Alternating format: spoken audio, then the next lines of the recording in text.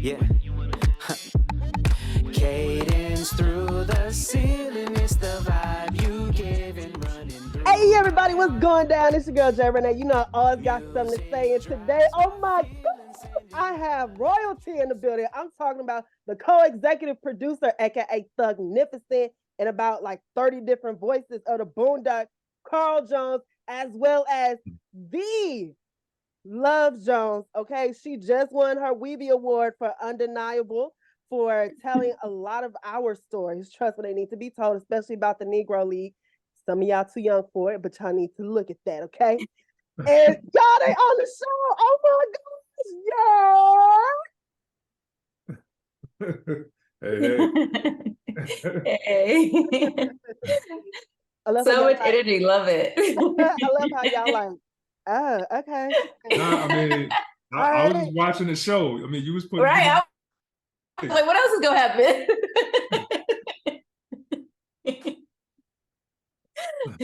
No, I always try to, have that energy up.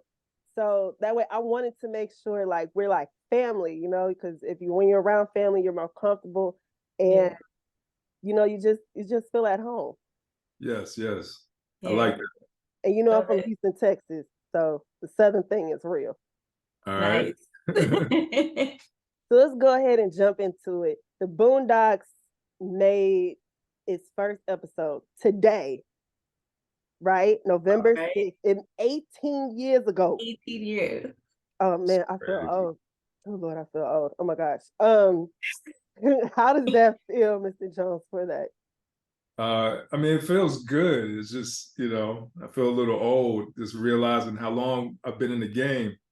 But yeah, it's crazy because we actually started 2 years before this date, 18 years ago, because it takes like, 2 years to make the show. So it's a lot of time that's passed, but it doesn't feel like it. You know what I mean? Especially when, you still see people talking about the show. I go on TikTok and I hear my voice, you know what I mean? Like, it's crazy seeing how relevant we still are today after all this time. So, the fact that people are even mentioning that, this is our 18th year anniversary, like that's a big deal. So I feel really good about it. Like I think to be called an influencer, in my opinion, is an understatement. And same for you, Ms. Jones, because you all have broken the door down. Like you all kicked that wall through to make spaces for people that look like us. And it's like, I mean, to influence somebody means that it was already created. But no, you all actually created it piece by piece, brick by brick. So how does that feel? I mean, for me, I'm an introvert. So Carl is always the one pushing me. He's like, you need to show more Black women in this space. You need to and I'm like, I don't, they don't want to see me. They like you. Who am I? So he's always like pushing me. So, and I do see that it's really important to have, to see that dynamic, to see women in this field behind the scenes doing certain things, and it just kind of helps move the culture forward. But for Carl, I don't know. But. Yeah. No, I mean, it feels good. I mean, it's not something I think that we set out to do necessarily, at the time, or over the years. I mean, I think the responsibility has become something that I've embraced or whatever, but like, we just try to make good content and make people laugh and, just, hopefully tell stories that are authentic. And if that does, open up doors for our people, I think that's beautiful. And also, I think it helps Hollywood to shift its way of looking at us and our stories and how palpable our stories are for a global audience. So it's good to see, how the culture has been translated all across the world. I saw someone that posted, I think it was like a Japanese version of the Boondocks, like where they dubbed it in Japanese. Yeah, and that blew my mind, just to think that, I mean, they had a lot of the translations wrong, you know what I'm saying? But just the fact they translated the best they could. Yeah, I think I saw one, I want to say it was in Russia, and the name Boondocks basically they instead of Boondocks, they titled it what was it? It was like ghetto. It was like ghetto. It was like Yeah. ghetto kids or something like that. Yeah, it was And Ghetto Kids. It was Ghetto Kids. And it was like they missed the whole thing. It wasn't like the Boondocks is outside of the ghetto. But Like, because of what they saw on it, I guess that tried translates it. as, but no, it's good just to see that we're actually like transcending all of these different barriers and boundaries and regional, I guess lines. You know what I mean? So I'm just excited for just what the future holds for the up and coming storytellers and animators and writers. So I'm just as much of a fan as I am, a creative. So I'm really excited about what I see happening right now. And if I could be a part, if I had anything to do with that, then yeah, like I'm honored. What did this journey look like for you all? Like before the Martian Blueberry, and we'll get to that one in a minute. But your start and production of work for us, like so we can see ourselves on the TV in an animated form. Like for instance, Cree Summer, she was the voice, right? And then we had the Cosby Show, we had the Winslows and Living Single, but we didn't have that animation, that core animation. So what was that for you all? I mean, it was tough in the beginning, just to get, well, at least the type of humor I think that we were doing, and the subject matter was a little, it's a little polarizing and risque or whatever. So like, in the beginning, I think, because originally the show was pitched to Fox, and Fox passed on it, and then we ended up at Adult Swim. So, which is probably for the better, because I think Adult Swim was, they're more prone to do that kind of comedy, and it kind of allowed us to really, be free and do exactly, what we wanted to do without any kind of, red tape and politics and stuff. So, but it's always, I don't know, like we tried not to really focus too much on, the obstacles, and just really trying to figure out exactly how we can execute the best stories that we wanted to tell. And so it wasn't, I think it was hard in the beginning, just trying to just to try to get the right artists to do the show that we were trying, that Aaron had envisioned originally. And especially because it was an anime style show. So we ran into some complications there, like trying to find artists that understood, anime and our culture, because it's rare that you see those two things come together. So it was that part of it was difficult. And then translating the culture was really difficult, which is part of the reason why we even started Martian Blueberry, because I wanted to really focus on that area of making sure that our culture translates authentically. So, Love and I made that a mission, to do a company that spoke to us in a real way and did culturally specific animation, so that, you wouldn't run into some of the problems that we ran into. Because, a lot of the stuff, I tell people the story all the time, like we originally, Huey wasn't supposed to be smiling in any scenes of the show, right? But we were sending we had the storyboards outsourced to Korea. So Korea, when the boys came back from Korea, Huey was smiling all over the place. Every scene, it was like he was just smiling randomly. And so one day we had a Skype meeting, and they were trying to figure out how come they keep getting this note, like what is the problem with Huey smiling? And we said Malcolm X, and then they went, oh, they figured it out.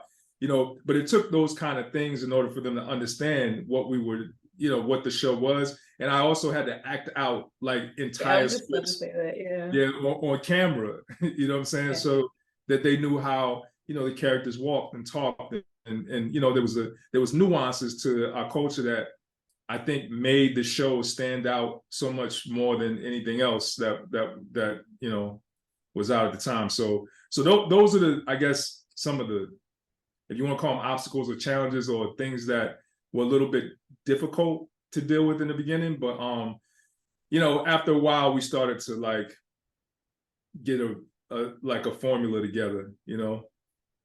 Yeah, when he showed me those because he showed me the pictures of him acting out, you know, and having to send these photos, and I was like, wait, there's still not an anime, like you're still having those issues. He was working on other shows, and he was still having those issues because yeah, there's a American culture, and then Black people, we have a subculture within that American culture, and it's not, it's really hard to translate if you don't understand it. You know, it just kind of gets lost in translation. So it gets lost in the art if it's not communicated correctly, or if they don't truly understand it. So that was our thing. Like, I mean, we'd see a lot of anime characters and they kind of just look like blackface. They just look like a regular anime character, just with a little darker, and it didn't have our features. It didn't have, you know, our nose, our lips, our, you know, our swag. So, you know, and being that Carl has started in this, you know, started in the whole anime, you know, bringing it, even though they don't like to say Boondocks is anime. Hey, whatever. I made a TikTok and I said it. This is before I even reached out. I said, hey, the Boondocks were an anime for us. And I ain't gonna lie, some people on TikTok got a little butt hurt, but I said, baby, look here. Call it what you want, call your mama. Look, fun fact, they were using the same art, they was using the same art studios that any other anime was using. So hey, y'all heard it here. Y'all heard it here. Y'all can Carl doesn't like to say it. He's like, whatever, they don't want to consider it, he's fine. But so we're like, my hey, goodness, we'll do our own thing. My sister, speak again. Go ahead, say it one more time for the people.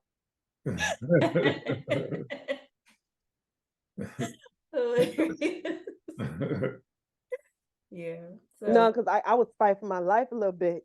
I was just like, y'all, one, I don't think it's really that serious, but if we want to make it serious, we can.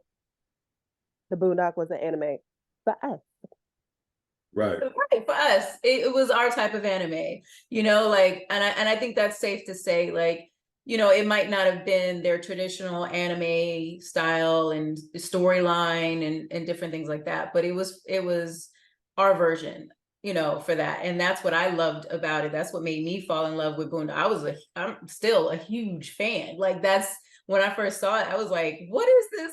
This is the most amazing thing I've ever seen, you know? And so, I mean, Carl, you're just gonna have to accept it. It's our anime. I mean, it's cool. Yeah. Like, do you remember staying up late? I remember seeing that icon change from Cartoon Network to Adult Swim. Man, that's how you know you stayed up late. It was like, it was like BET After Dark, to be honest. For animation. Yeah, for animation. Animation After Dark. Nice. And then once you saw that afro go like this, you're like, oh, it's about to go down. Yeah. Because if you missed the new Boondock episode, it was like, God. Right. There was no gonna be talking about it. Right. You had to be there at that time to watch it.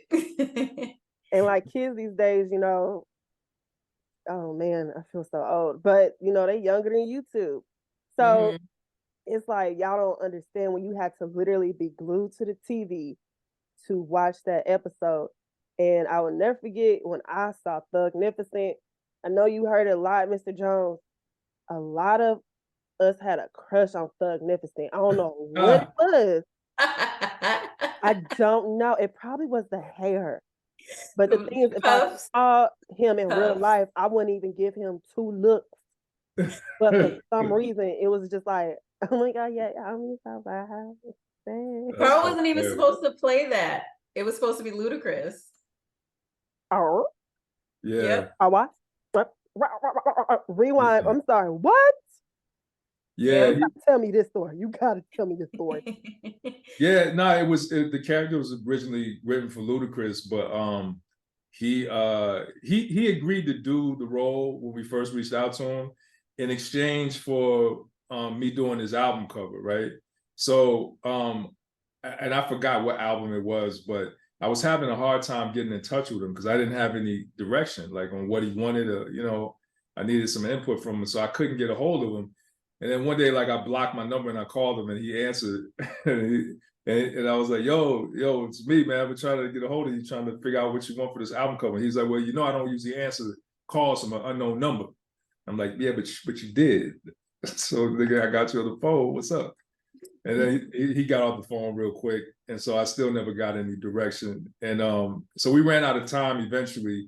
And so I ended up temping, because what I would do, a lot of times we would work with actors, like we work with rappers, or sometimes it'd be big actors. So I would do like temporary lines, you know, that we would cut into the animatic so that the animators can have something to, you know what I'm saying, to use for the voiceover.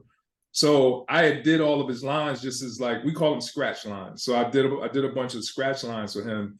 And I think everybody just kind of got used to it, and it was funny. And so when we couldn't get a hold of Luda to do it, you know what I'm saying, I ended up just doing it anyway, you know. But that's why, like, if you listen to his cadence, it's more like, I was kind of bringing it up here. What's up, Wood? What's up, Wood, Chris? Old ass nigga. It was all like, you know, like Luda, when Luda is doing that, you know what I'm saying? Like the bigger kind of heightened version of itself. So that's why it was done like that. Hey, I think it turned out the best way, the way it should have. I mean, yeah, because like to this day, like that little clip, to this day.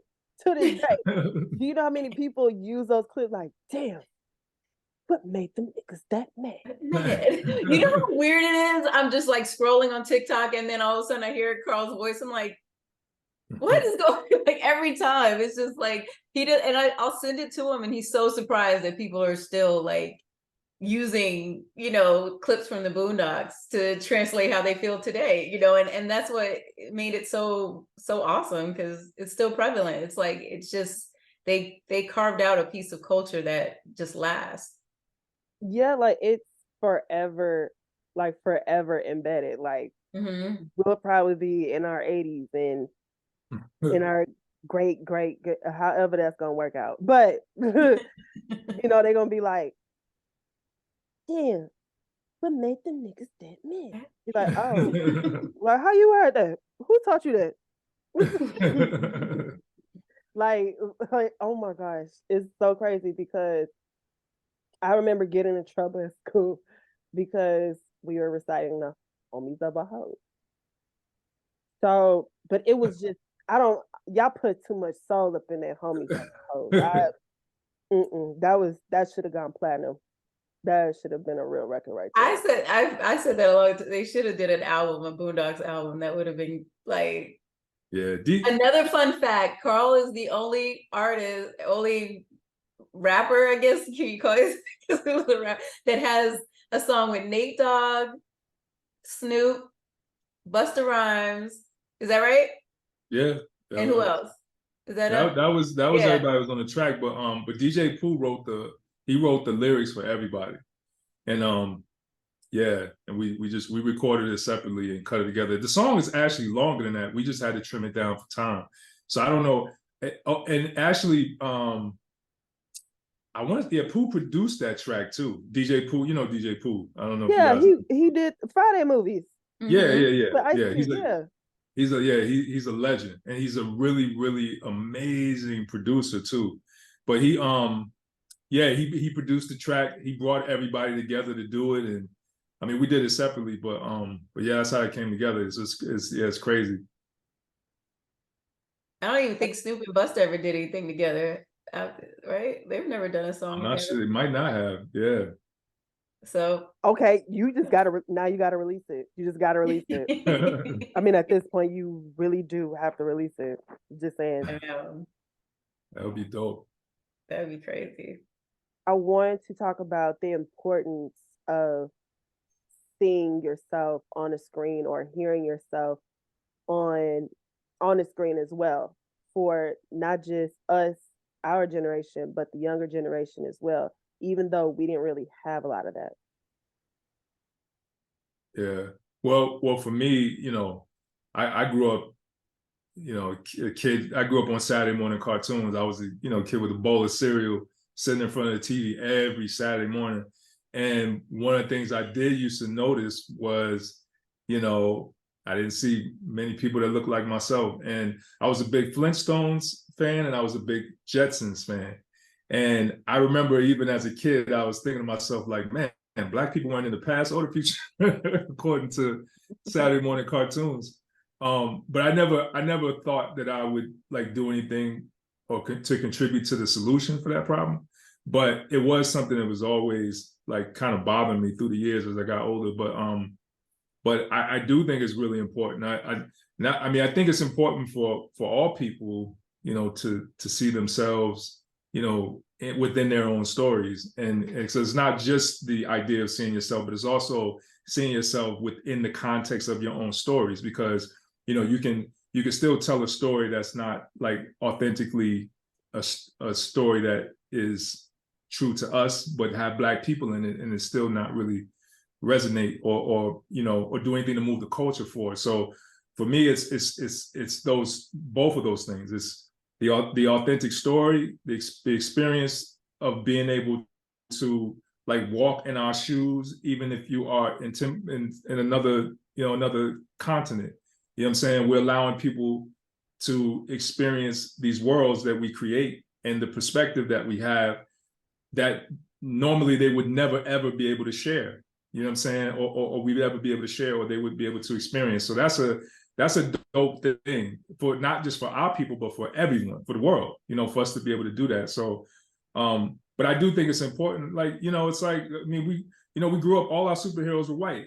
You know what I'm saying? The He-Man, the Supermans, Thundercat, like even the Thundercats, they was white cats. So like we didn't really have any like idols or if you want to say, or you know, people in our image and likeness that were doing great things, fantastical things in magical worlds. And so I think that limits our ability to dream and to see ourselves doing things outside the realm of what exists in our immediate surroundings. You know what I'm saying? There was a few of us that were able to escape that, but a lot of us were also looked at as being weird when we were growing up, you know, because of the things that we were into. You know, now we call blurs, but like when I was growing up, they didn't have a cool word like that. It was just like, you just a weirdo. You're just a weirdo, or Yeah. you were trying to be something else. Like you know, because because for me, I was a big old nerd and geek. I liked video games. I liked Harry Potter. I liked, you know, so I was all into all of that. But I didn't know that there was a future in animation. I just loved it, you know. And my mom, she was a singer, so my natural transition was into music, you know. So I worked in music, and I did a lot of things in that field. And it wasn't until like, you know, when, you know, I met with Carl, and he was like, you could do it. And I'm like, but I don't know how to draw. I can't even draw a stick figure. He's like, but you know stories, and you know, and you have a love for it, you have a true passion for it, because it's like, it's something I would truly do even if I was not getting paid. It's something I enjoy. I love seeing us represented in many different facets. We're not monolithic. We can be ridiculous, and we can be, you know, we can be sensible. You know, we have to be able to show those facets and of our culture. You know, we're not just one dimensional. And so to be able to be a part of that for me is just the kid in me is screaming and just happy that, you know, like, oh, you did something that you know, you're truly passionate about. Because, you know, we could easily get into something that is just to pay the bills, you know, and it's just to, you know, you kind of get stuck. But to do something you're truly passionate about, and that, like, I can collect my collectibles, my toys, or, you know, and not feel, you know, it's like, but these are the things I was always into. So for me to see Black people, and just to see us being represented in different ways, you know, it's really important. And it really, it just, I get a little jealous as a kid, you know, because like when I think about it, the kid self, it's like, I would have loved to have seen that earlier. But, you know, at least we see it now. And the kids growing up, they won't know a world without seeing themselves represented, you know. And that's why I want to jump into Martian Blueberry. Y'all, I want you to tell me, how did the name come about and the journey that it took to create it, and as well as some of the artists, if that's okay, if you Yeah. can list some of the artists that you have helped as well. Well, yeah, I mean, Carl can speak to you about the name. He's my alien, and so I just, he is Oh he's like definitely, I'm telling you, like he is not of this earth She doesn't mean that in a good way. I Oh. do mean it in a good way. Oh. I mean it in a great way. oh my God, she said in a great way. Oh my I God. do, because and he's just such a his mind is just beautiful, and like beautiful mind. That guy was crazy. What are you talking about? He's like, you see his room? That's right. But he had a very beautiful way, but you're not beautiful mind, but you have a beautiful mind. And and he's so creative, and it's just crazy how his mind just works with all this. I'm like, I just look at him like, you think in cartoon, like you truly think in cartoon. But the Martian Blueberry started during the pandemic, actually. We were, the George Floyd thing happened, and it got really crazy, but it woke up a lot of these networks, and they start saying, hey, oh no, we need to be more inclusive, all of a sudden in the industry. And so they were trying to bring more people to be a part of these projects, but they found out that they didn't have enough. They didn't have, because they weren't giving people the right amount of jobs. So they were calling Carl's phone and he literally would have to turn jobs down because he couldn't take everything.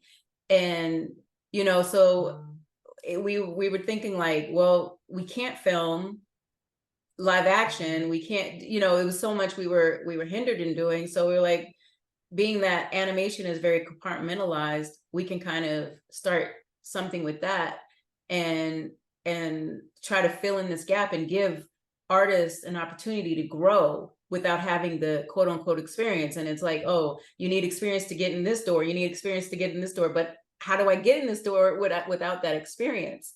So, Carl has done that a lot. Like a lot of writers have given him a lot of appreciation, like just saying, oh, thank you, you gave me my first job, and now I'm on to bigger and better things and doing this. Even beat him out of a job. But he was happy because he was like, hey, if anybody, I'm proud that it was somebody that I helped bring into the door. And so that's one thing. He's not a gatekeeper, and that's what I appreciate about him. And so when we started this company, it just kind of worked, and it just made sense. It really did. Like we started with a Laker commercial with Federal Credit Union, and with Danny Green and Anthony Davis. Unfortunately, we couldn't release it because the day we were done was the day they traded Danny Green from the Lakers, so we couldn't. That would have been a little awkward. Be like, surprise! Yeah. We're like, man, just 2 more days, we could have just had that out there, something else, but it was, it is what it is. But we just kept getting a lot of these jobs because as soon as Carl said, hey, I have my own animation company, the doors started opening. But he can explain. I like the way he explains how the name came about, though. Well, yeah, the name it's another way of saying, or creative way of saying strange fruit, right? And it's and that's, I don't know if you're familiar with the term strange fruit, but it was popularized. Billie Holiday, I believe. Billie Holiday. Exactly.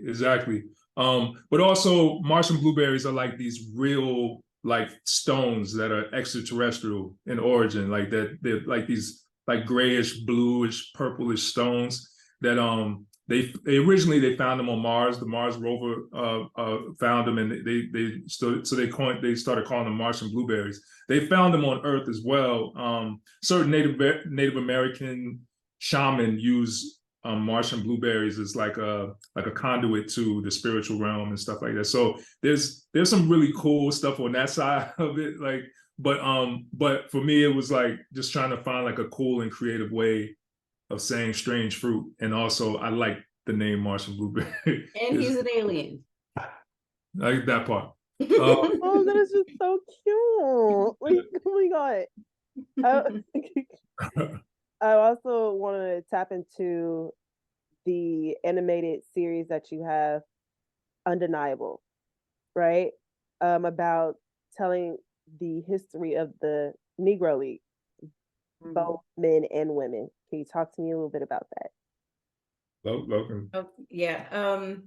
Well, that to me was really powerful piece, and it was really amazing to be a part of that. We feel honored to be able to bring that to life in some way. We feel like we could have told so many more stories behind it and made them even longer, because there was so much we didn't know. The fact that, you know, Black women could play with and against the men in the Negro leagues, but they couldn't play with the white women when, you know, they showed a bit of that in A League of Their Own. They couldn't play with them when the men went out to war and it was the women playing baseball.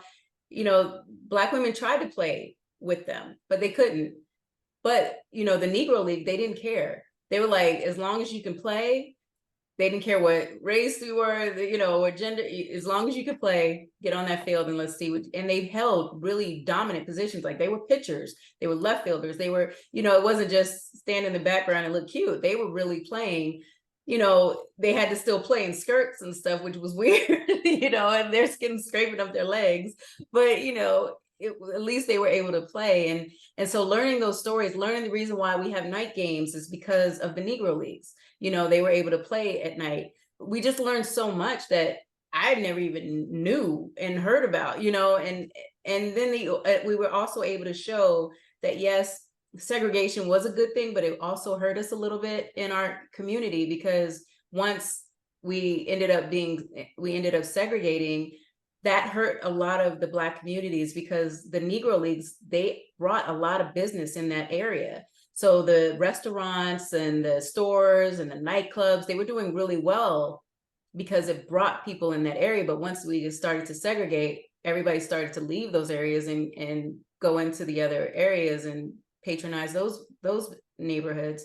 So, you know, it showed the dynamic of the good and the bad side of segregation, and just letting, and how women played such a huge role in sports at a certain time. And it just, even just going overseas, a lot of the reason, you know, the Dominican Republic is leading in baseball now, and that's also due to the Negro Leagues, because they were the ones that actually went out there first. So it's so many stories that we weren't aware of, and so much, it just shows you how much of history we are a part of that they kind of like scrape away. But we are, like, there's nothing more American than baseball, right? That's what they say. So, you know, and the fact that, you know, we changed the game in so much in that way as well. And, you know, it kind of just gets scraped under the rug. And for us to be able to bring that to light was just awesome, you know.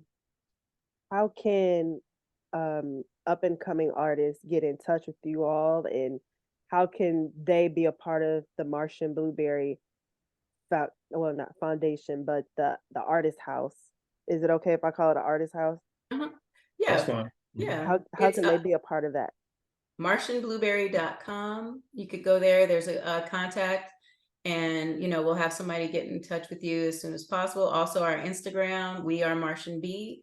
We have YouTube, we are Martian B. TikTok, we are Martian B. You know, all the social medias, you can follow us, and we'll definitely get back to you, because we are always looking, you know, because we are expanding really soon. So we are looking, and we want fresh voices, we want fresh art, you know, fresh voices. Just, you know, we don't want to stick with what's already happening. We want to find new talent, and that's something we're always adamant about.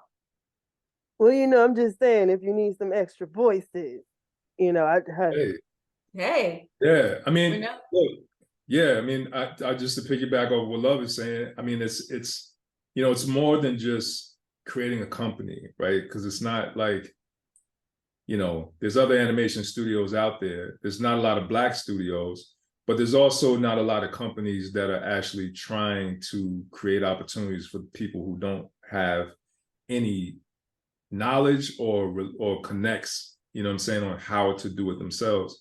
And I was one of those people, you know. I didn't have any connections at all, and I didn't know what the first step was to do, you know, but I lucked out and someone gave me an opportunity. So we want to give other people opportunities, especially, you know, people that, you know, come from some of the same places we come from, you know, so that's really important to us. I feel like that's the most important thing. I mean, it's, you know, if we're gonna be a company that truly moves the culture forward, then we got to do something that's meaningful, and we got to create some kind of legacy, not just create an opportunity for ourselves and retire. Like that's never been my goal. Like you know, it's bigger than us, you know. So whatever talents you have, like, yeah, hit us up. Eventually, we have some other things that we're putting in place, but you know, it's a small team, so it's a slow growth, you know, into what we're becoming. But we are going to put some type of online school together for different areas of animation and the business side, so that we can help, you know, new up and coming talent, you know, hone their craft and actually get whatever wherever level you come in at. We'll have, you know, experts in those different areas that will help you make it to the finish line. You know what I'm saying? So, but that's a little further down the road. So as of right now, you can, like Love said, you can reach out to martianblueberry.com or our Instagram. And before we go, can I get a Thugnificent shout out for the Talk With Me podcast real quick with Jay Renee? What's up, old niggas? You are listening to the Talk To Me podcast with Jay Lorraine. Smell me, nigga. This is Thugnificent. And I know y'all got some love and some words of welcome for all this Thugnificent. Breathe it in, nigga, bask in it. Thank you so much. Thank you so much. Thank you. And y'all have a blessed day, for real. You Like, too. thank you all for the opportunity. And I know one day we will definitely run into each other, this time in person. Where are you? I'm in Houston, Texas. Okay, you're in Houston. Okay. I'm just saying, Like, like, or if yeah. you ever come down here, you know, yeah. Yeah. Alright. Do you go to DreamCon in Austin?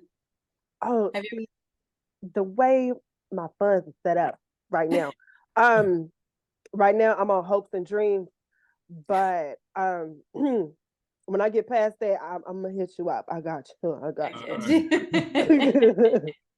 But thank you all so much. And y'all, that was a Talk With Me podcast with Jay Renee. Oh my God. I will see y'all next week. And that was the Carl Jones, aka Mr. Thugnificent, and the Miss Love Jones, aka Jazz Queen. Yes. All right. Peace. Hey everybody, what's going on? It's your girl Jay Renee. You know I've got something to say. Bringing you new episodes and new guests on the Talk With Me podcast exclusively on YouTube. Like, share, and of course subscribe. And follow us on IG too. All right, y'all. Bye.